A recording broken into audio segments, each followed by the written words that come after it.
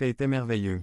Il nous a mis en premier. Alors que nous ne méritions rien, il envoya son Fils parmi ses ennemis mourir pour eux afin de les réconcilier avec lui. Jésus nous a mis en premier. Jésus a dit, les autres d'abord. Et grâce à cette attitude, nous pouvons aujourd'hui entretenir une relation grandissante avec Dieu et appartenir à sa famille.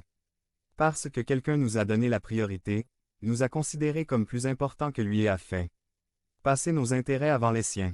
Grâce à son œuvre, nous avons aujourd'hui le pouvoir de sacrifier notre égoïsme et notre fierté et de considérer les autres comme plus importants et leurs intérêts comme prioritaires dans nos relations. Nous pouvons donner la priorité aux autres, parce que Jésus nous a mis en premier. Devenez membre de la chaîne et AIDEZNOUS à propager la parole de Dieu dans le monde entier. Samedi 16 mars 2024 P4 Encourageons-nous, frères, à appliquer cette vérité à nos relations familiales et dans l'Église.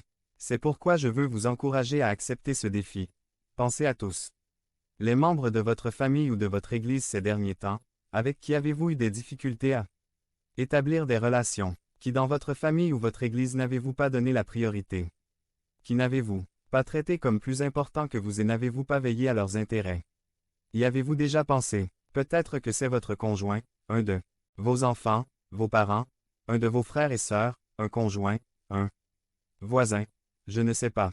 Mais le défi est que cette semaine, de manière intentionnelle, faites en sorte que vos paroles et vos actions suivent l'attitude du Christ.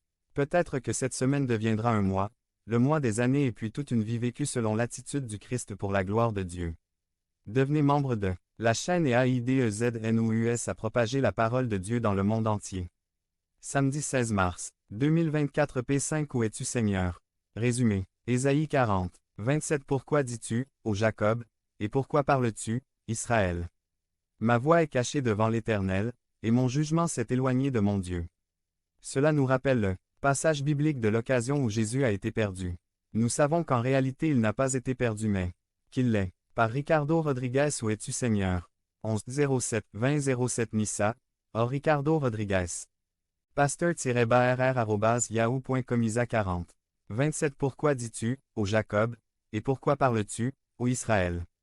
Ma voix est cachée devant l'Éternel, et mon jugement est-il décédé de mon Dieu? Cela nous rappelle le passage biblique de l'occasion où Jésus a été perdu. Nous savons qu'en réalité il n'était pas perdu mais qu'il était engagé dans les occupations qu'il devait exercer.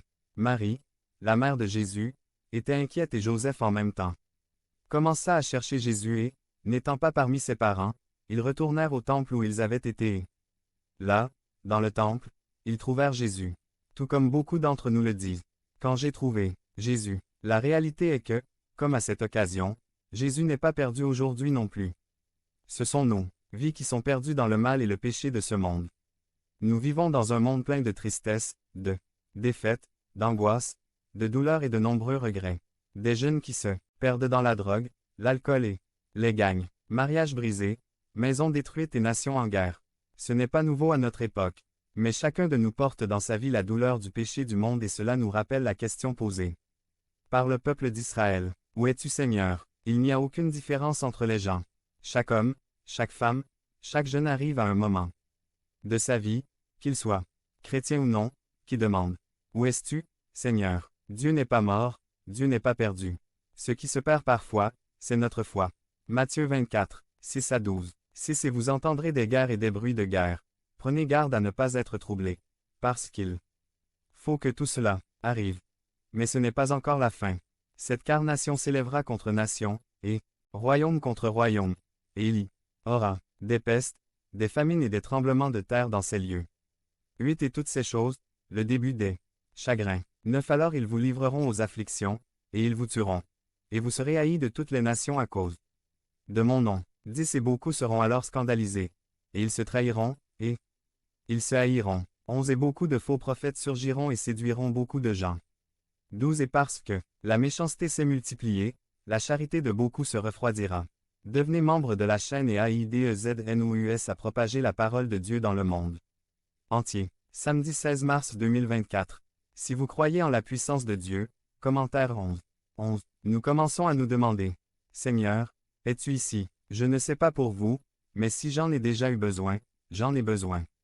Maintenant, si j'ai vécu des moments désespérés, je le suis maintenant. Les politiques n'ont pas de solution. Les financiers n'ont pas de solution. Les sociologues n'ont pas de solution. Les psychologues n'ont pas de solution.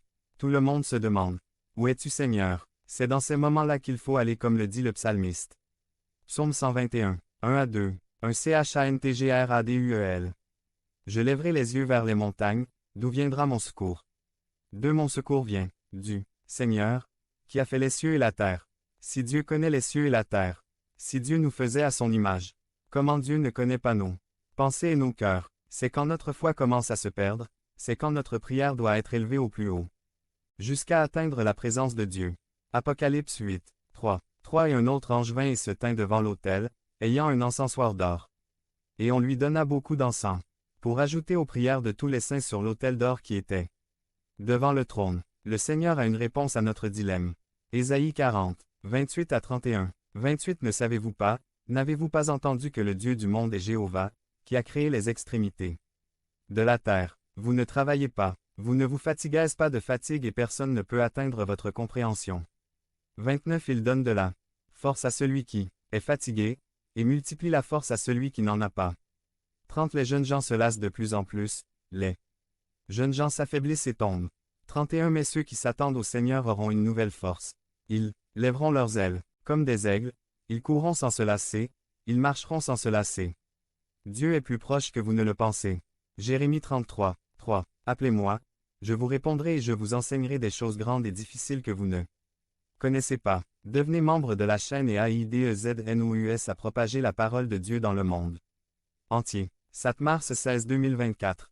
HABLA con Dios en 5e INUTOS description del video.